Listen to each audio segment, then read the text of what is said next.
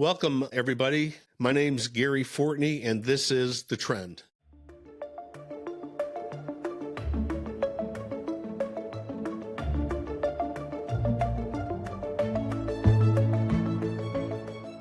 My name is Allie Vogt. And I'm Sarah Strifler, and this is The Trend. Welcome back to this week's episode. We're so glad you could join us again. This week we're going to be talking about women in law enforcement, and we have a very special guest with us today. Sarah, you want to introduce her? Yes, we have Sergeant Michelle Fourtney, and she is our Executive Vice President of The Trend. So thank you so much for joining us. Thank you for inviting me.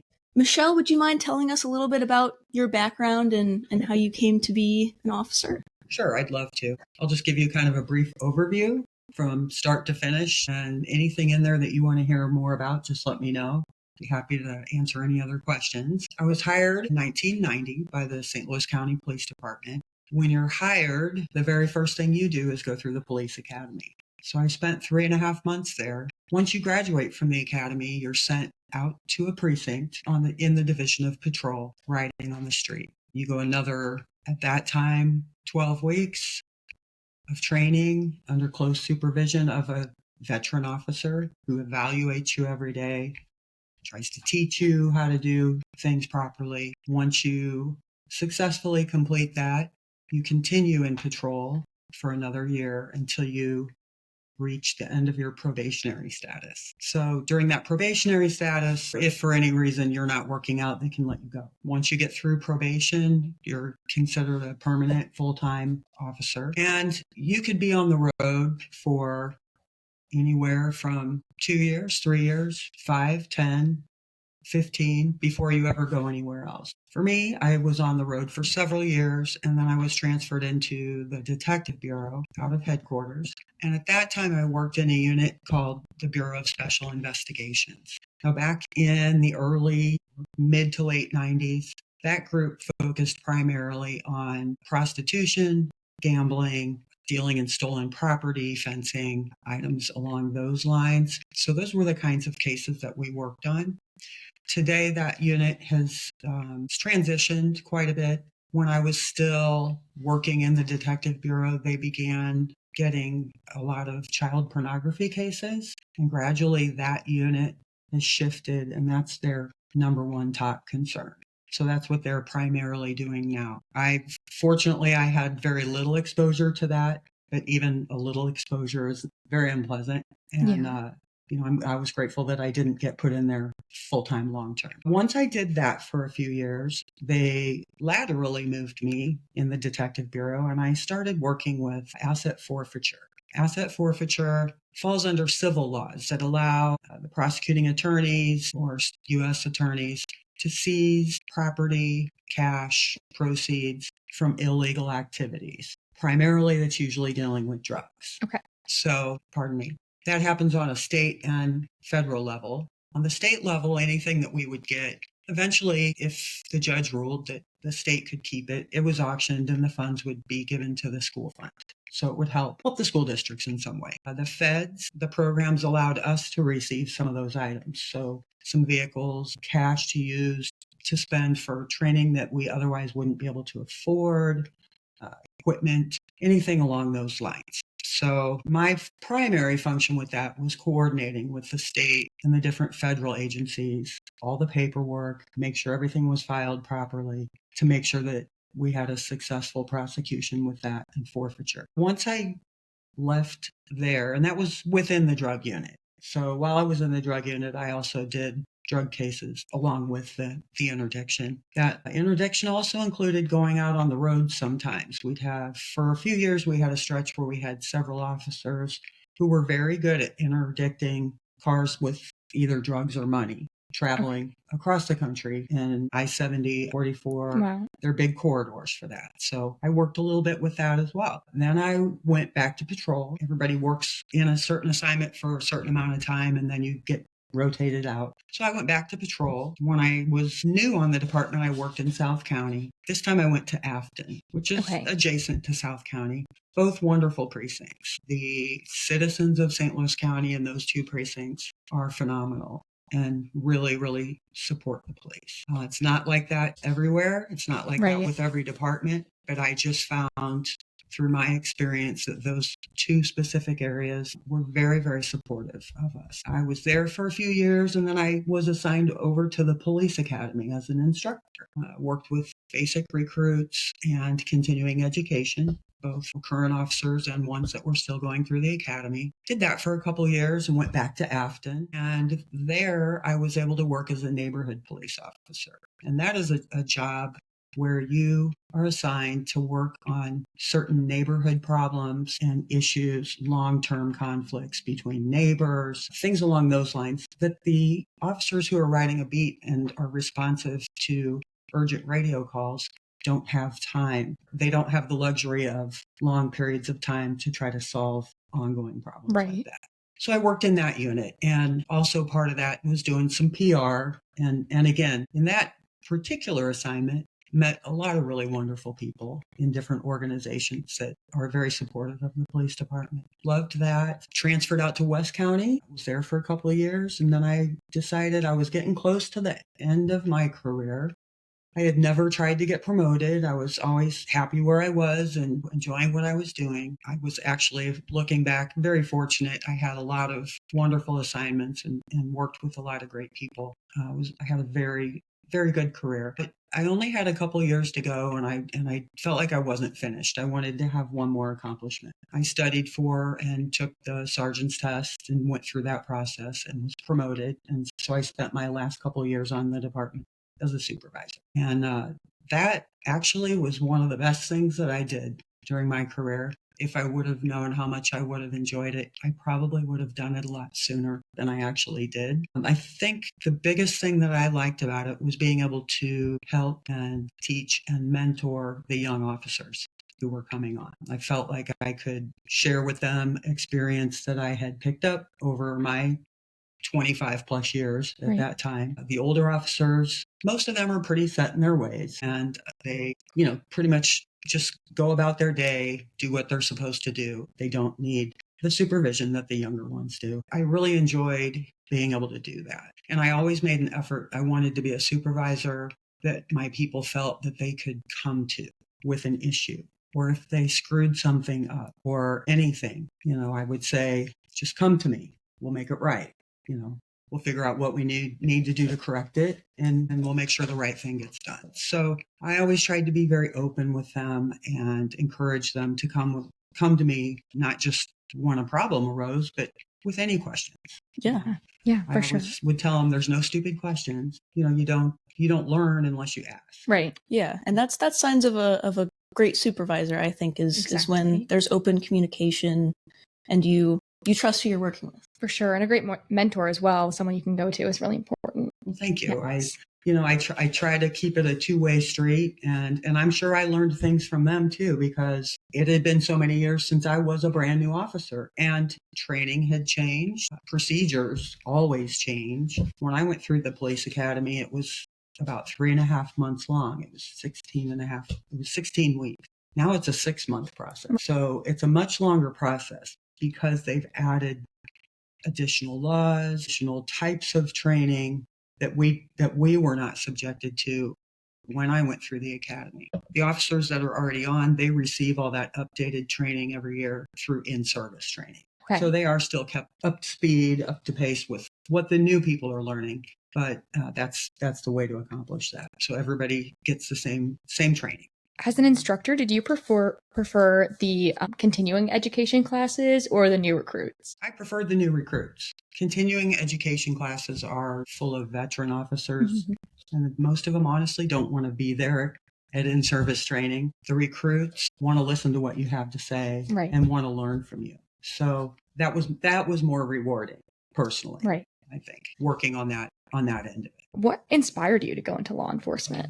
That's a good question. There's nobody in my immediate family who was ever in law enforcement. And I was going through school, and in college, I ended up majoring in psychology. During the course of that, and when I was starting to get close to the end of my college career, I was exposed to a couple job fairs where there were informational things there, and there were local, state, and federal agencies would come. Kind of piqued my interest a little bit. And then I also had a couple close friends who worked in the law enforcement profession, not as police officers, but in other jobs. And just learning from them and doing some more research, I decided that it looked like something that I would really enjoy doing and that would be personally satisfying. I knew I wanted to help people, but there's a whole lot more to it than just that. But that was what first kind of got me interested. And I thought about it for some time and finally decided to bite the bullet and go pick up an application. I almost gave my mother a stroke when I told her I was going to do it. And at that time, the county only had 4 precincts, and I don't even think there were 30 female officers on the department. Just maybe 3 or 4 in each precinct and a few in the detective bureau, and that was it. And now I'm not sure what their current numbers are. I know they're down a little bit, but we'll say approximately 900. I would guess there has to be close to a couple hundred females. Right. So the numbers have, over the years. Now we also have 8 precincts. Right. And do contract patrolling for some other additional agencies. All that, man. And more specialized units have been formed, and we've grown. We've just grown to meet the needs of St. Louis County and the municipalities there. We only work in the unincorporated areas, with the exception of cities who've contracted us to be their police service. Like, for example, we have the city of Wildwood, Delwood, Jennings. We now patrol. So otherwise, there's a lot of additional municipalities out there who all have their own small police departments. So it can get kind of confusing.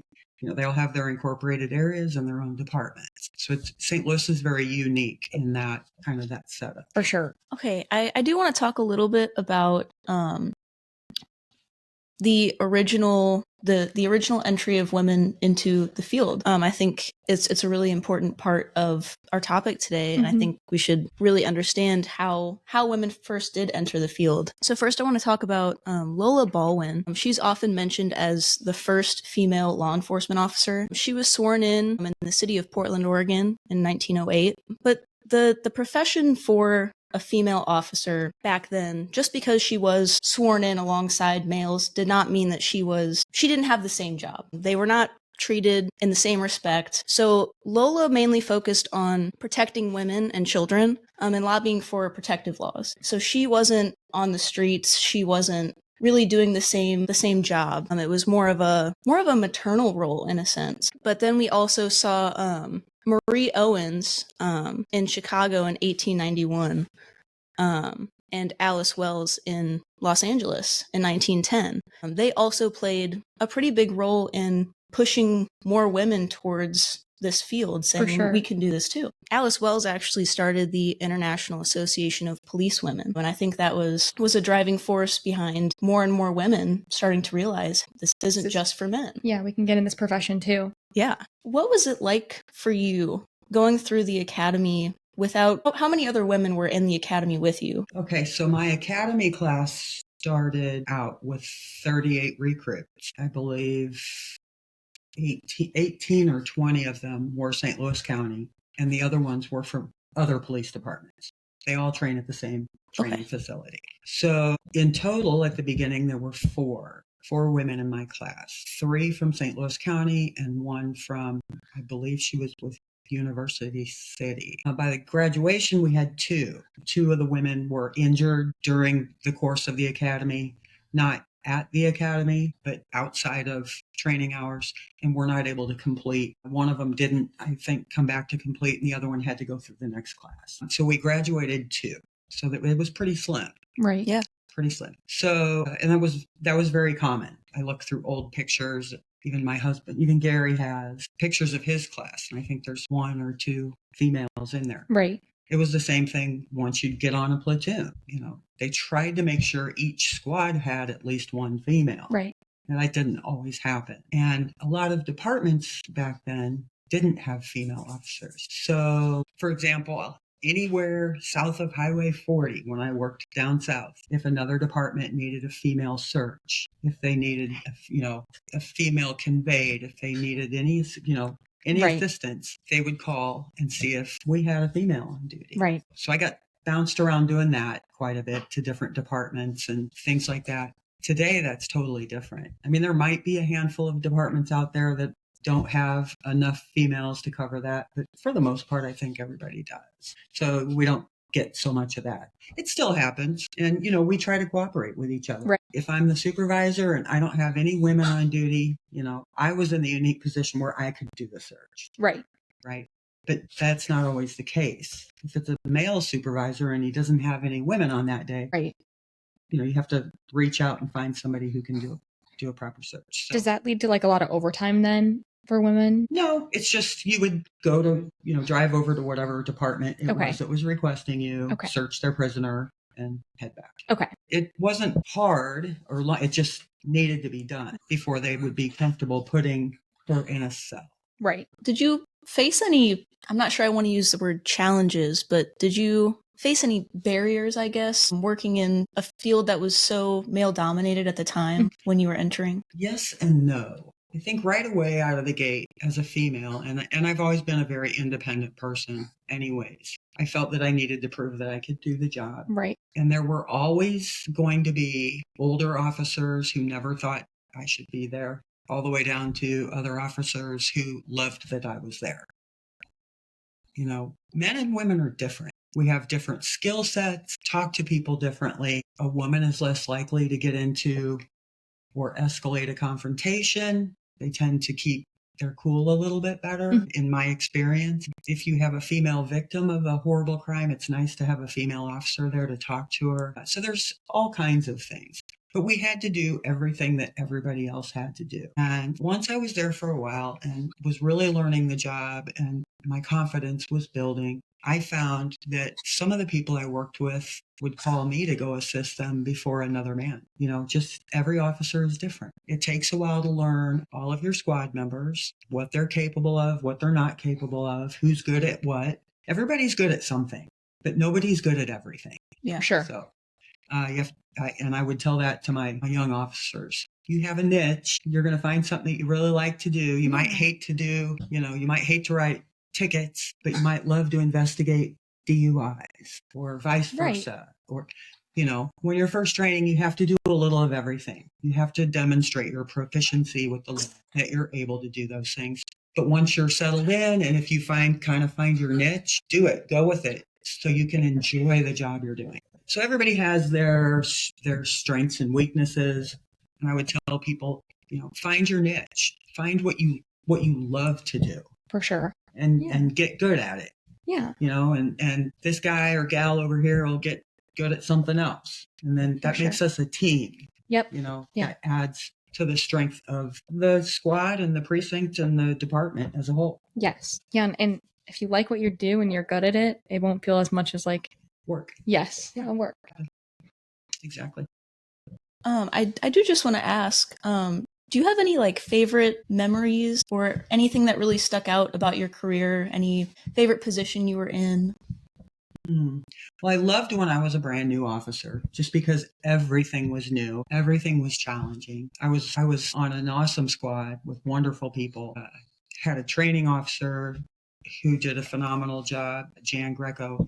She taught me the proper and safe way to do everything, which gave me a really good foundation for safety. Was always top of my priority list. So I enjoyed that when I was new. I enjoyed working in Vice. Those stories aren't appropriate to share on this podcast, but I did do some work in prostitution undercover and buy drugs undercover and things along those lines. Back then, a lot of the detectives did their own work as far as buying drugs from suspects. Today, they mostly use informants. Right. A tragic incident, an undercover operation was taking place, and one of our officers was shot and killed, Willie Neal Jr. And after that, the whole approach to everything really changed. And we added a lot more people to surveillance groups, and things were better organized. We started utilizing informants a lot more after that point. Loved the neighborhood policing. Even when I was just in the precinct as an older officer, even before I was a supervisor, it still gave me an opportunity to mentor the younger officers. And I would tell them, look, if you're too scared to ask your supervisor and you don't want one of the other guys to say you're stupid for asking this question, come ask me and I'll tell you. That's so kind of you. That's amazing. We're supposed to help each other be better officers. Yes. I would never want somebody to do the wrong thing, especially safety related, because they felt embarrassed to ask somebody if it was the proper way to do something. For sure. Yeah.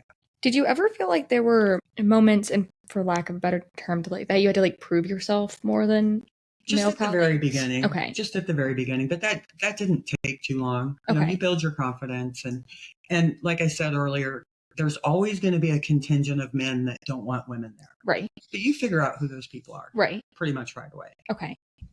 But the bulk of them, I think, are glad to have women there. Yeah. Okay. Which is pretty awesome. Yes. It's for sure. changed a lot over the years. Are there any of proudest moments that stick out to you? Proudest moments. Well, I was proud of the job in general, obviously, the whole time. I think there were a couple of things. I remembered how awesome it was the first time I helped save someone's life, with CPR. That was an incredible feeling. And that was pretty early on in my career. I do have a good story from the last year of my career. We got a missing person call. It was a young woman, probably your age, who had been out at the bars the night before, and sometime over the night, her friends lost track of her. She jumped out of one of their cars. Oh my gosh. And was wandering, and they couldn't find her. So we, my department and Creve Corps and Chesterfield briefly were involved because we weren't sure where on Olive she had gotten out of the car. Until we got that narrowed down. And then we got a canine to come out from St. Charles. Oh, nice. They found one of her shoes. She had taken one of her shoes off. And the dog was able to track this girl to the bottom of an elevator shaft in a gated construction site. She somehow found a hole in the fence or climbed or crawled under the fence. Oh my God. And had fallen to the bottom of this elevator shaft of a hotel that was under construction. And it was very hot. It was in the 90s. Wow. So she sat there all night. Wow. And all day. Had we not found her, she would have died. And she had very serious injuries and was in the hospital for a long time, but she survived. Wow. We found her. That's and I just amazing. remember how excited and elated everybody was when the first person spotted her and said, she's alive. Right. And my squad and the squads involved with the other departments, everybody just worked together so well and cooperated. Nobody was trying to steal anybody's thunder. We knew how urgent it was. We knew how important it was, and we got it done. We were all very proud of it. Yeah. It was just find the girl. That was the goal. Yes. Yeah. That's amazing. I know you mentioned mentorship a little earlier. How important do you think that is for young officers, especially women going into this? Oh, it's very important. There's people who've been there for years, and part of your responsibility as a senior officer is to show the younger officers the way things are supposed to be done. I had people do that for me. I did that for people, and so on and so forth. It should continue down the line. Right. It's important to pass on our knowledge because it's impossible for any one officer to learn about every single thing that could happen. Right. Yeah. Even people who've been on for a long time might run into a situation that they've never seen. Right. And be, very confused as to, how are they going to handle this situation? Yeah. Even older officers sometimes would have to reach out to other people. Right. So it's an ongoing thing as new procedures come into place, as we see new events that happen that maybe never happened. You learn from each of those experiences and hopefully pass that knowledge on. I feel like that's really rewarding too, continuously learning throughout. It is. Yeah. The last thing you want is to be bored at your job. Right. And police work you're kind of either going about 5 miles an hour or 150 miles an hour. There's a lot of downtime, and all of a sudden it's go time. Right. Yeah. Whether it's a radio call or if you're out working a detail. So that can cause some stress, in and of itself. And I will tell you this, never one time during my 28 plus years did I have someone call on the phone to tell me what a great day they were having. When people call the police, they're having what to them is probably one of the biggest crises or problems they've ever had to deal with. And that's why they call. So that's stressful too. You want to do the right thing by everybody. You have to be able to get everybody calmed down. You have to be able to get to the bottom of what's the actual problem. Right. People don't call us because things are great. Yeah. Yeah, for sure. What are your thoughts on the current representation of women in policing? I think it's fantastic. I think the numbers are high. I think they've steadily increased over the years. I mean, even just during my career from 1990 to 2019, we had so many more female officers than ever. And I don't see that trend slowing down. I think we still get lots of female applicants. I like to see it. It's a very rewarding career for anyone. And if a woman wants to go into law enforcement and is capable of doing the things that are required, meeting the standards and learning the job, I'm all for it, For sure. I want every single officer, man, woman, whomever, to succeed. It's a hard job, and it can be very rewarding if you do it the right way and try to keep a good attitude. Yeah.